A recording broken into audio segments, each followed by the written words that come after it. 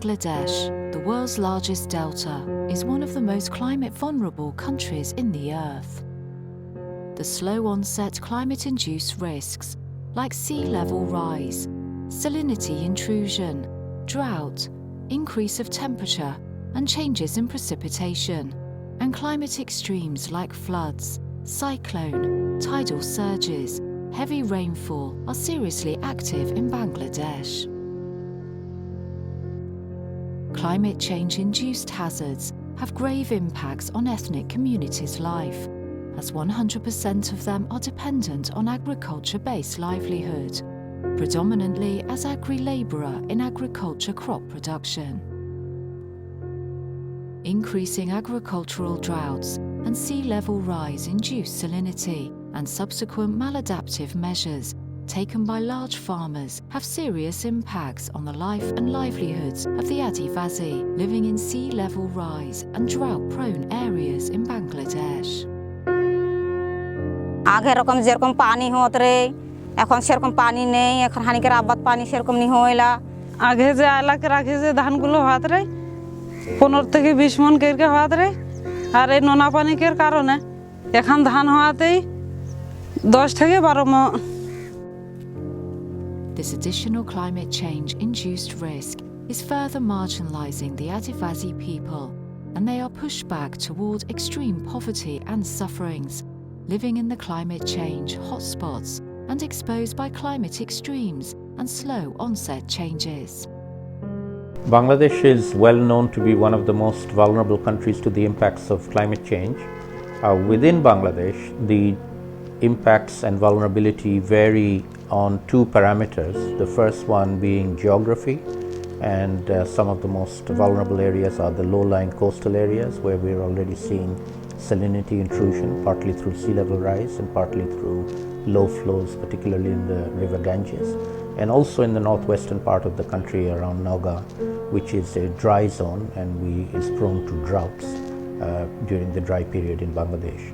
Both of these areas also happen to be concentrations for Adivasis, which is the name we give to the ethnic communities. Although most Bangladeshis are ethnically Muslim and Bengali, we do have quite a large number of ethnic minorities whom we call Adivasis, and they tend to be located in the most vulnerable parts of the country, including in these two particular areas in the north, in the dryland area around Nauga, and also in the coastal area, in the lowland area. And hence the Adivasis are doubly vulnerable, both from being economically downtrodden and at the same time now impacted by impacts of climate change. The plainland Adivasis, Bahan, Shantals, and Oraus mostly live in the villages of the northern district. Noga and Mundas Adivasi live in the coastal area of Koira and Shemnagur. Researchers say that Noga is at high risk of drought, and Koira is at high risk of salinity intrusion and sea level rise. Local people, particularly marginalised plainland Adivasi, are not well prepared to combat climate change hazards. The plainland Adivasi are living special social and the cultural condition, and they are excluded from the mainstream community and excluded from all other government rights and the opportunities. That's why their vulnerability is very high.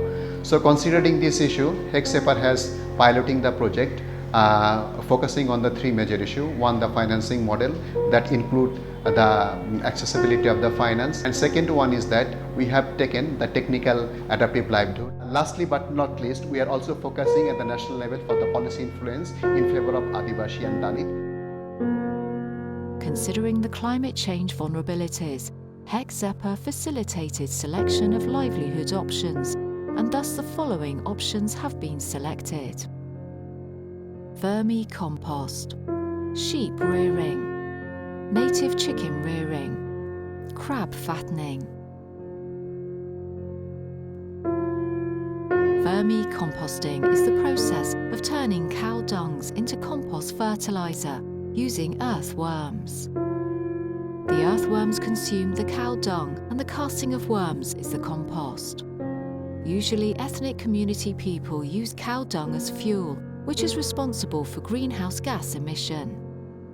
Through converting these into compost, it not only reduces the emission, but also increases the soil quality. It has also capacity to retain soil moisture, which is essential for drought-affected areas. আর হচ্ছে গিয়ে মানে সার গোবর কিছু তৈরি করতে গেলে আমাদের তো গোবরের দরকার হলে গরুর দরকার হলে কিন্তু পানির দরকার হয়, ট্যাঙ্কির দরকার হয়। আমাদের এখানে পুকুরেতে পানি থাকে না, এখন বর্ষাকাল বলে 2 দিন পানি, এর ফলে তার পানি থাকবে না। আমাদের তো ঘর বাড়ি ভিটে বাড়ি সব নোনা, দেখা যায় মাটিবিহীন ঘাস লাগালে যদি ভালো হয়, আমরা মাটিবিহীন ঘাস লাগাই গরু খাওয়াবো, গরু বৃষ্টির পানি খাওয়াবো যাতে কৃমি অসুখ বিসুখ যেন না হয়। The beneficiaries bought bulls as input for vermicompost from credit organisations. Project provided support to establish rainwater harvesting plants to ensure fresh water supply for cattle. Being drought-affected areas, production of natural fodder was very scarce in the community. So fodder production was also supported from grants. Through selling the bulls after a 4-month cycle, the beneficiaries earned a profit of BDT 8,000 on average. In addition, selling vermicompost and earthworms, the beneficiaries are earning money for their household expenses. Sheep and native chicken rearing is a successful intervention in Portia Upazilla. The semi-arid climate in Portia is suitable for rearing sheep. In this project, 20 families are rearing sheep. They find it manageable and get financial incentives for 6 months. Women can do it alongside house chores.